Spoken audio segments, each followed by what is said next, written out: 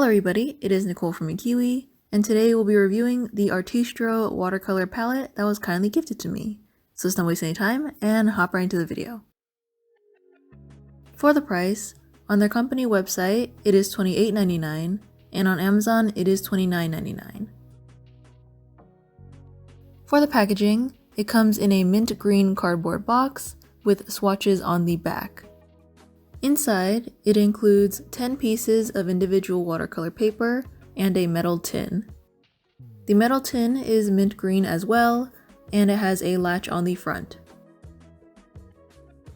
Inside the tin on the top, the set includes a water brush pen, a pencil, a regular brush, an eraser, and a sponge.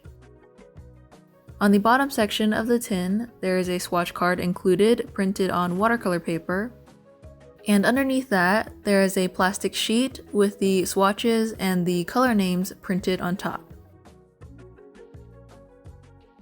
As for the paints, they are neatly arranged in a plastic tray, but they are not removable. They are non-toxic, and this set comes with 48 colors total, with 40 standard colors, 4 neon, and 4 metallic.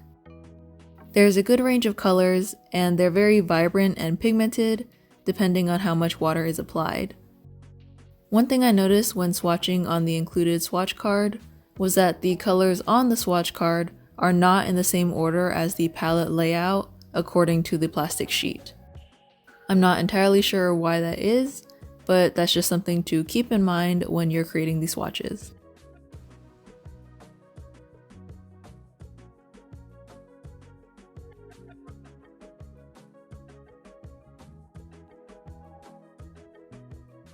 For the pros, I like that this set is very portable. The set includes what you would need to take on the go, but you can also remove the top portion and replace it with your own materials if you want to. I also love that it includes a removable plastic sheet with the swatches and names overlaid on top. I think it makes it really easy to help identify the paints, and I've never really seen this included in previous watercolor palettes before. It also has a double purpose by protecting the paints and anything that you lay on top of it, like the swatch card, from getting wet. I like that the swatch card included in the set fits pretty nicely inside of the tin so you can take it with you. It's very convenient to have the names and codes already printed on the swatch sheet, and I like that it has little lines to indicate different transparencies for your paints if you wanted to swatch a lighter version or a more pigmented version.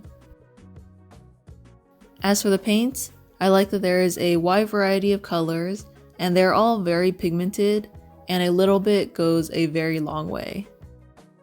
They blend really well together, and I found that it was a lot easier to blend these watercolors together than some that I've tried previously.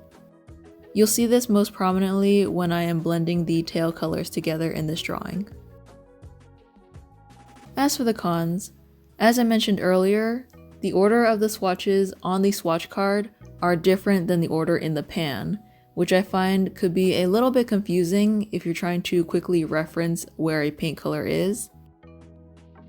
And another minor con is that the brush that it comes with, the handle is pretty thin and shorter than your standard size, but I believe that's just so it fits in the palette box. Otherwise, it's not really a big issue, but I just thought it was worth mentioning if you were curious about that.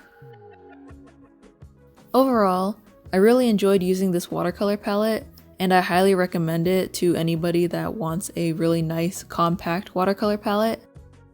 I think it would be a really great gift. It has really nice packaging and is pretty high quality, especially for the price, so it's pretty affordable. It's great for beginners and professionals, especially if you want a portable set on the go. So I'm definitely going to be using this in the future, in my future watercolor paintings. I hope you found this video useful or helpful in any way. If you did and want to see more videos like this, be sure to hit that subscribe button and ring the bell so you're notified of when I post a new video. So with that, I want to thank you all so much for joining me today. Keep drawing, keep creating, and I'll see you all next time. Bye!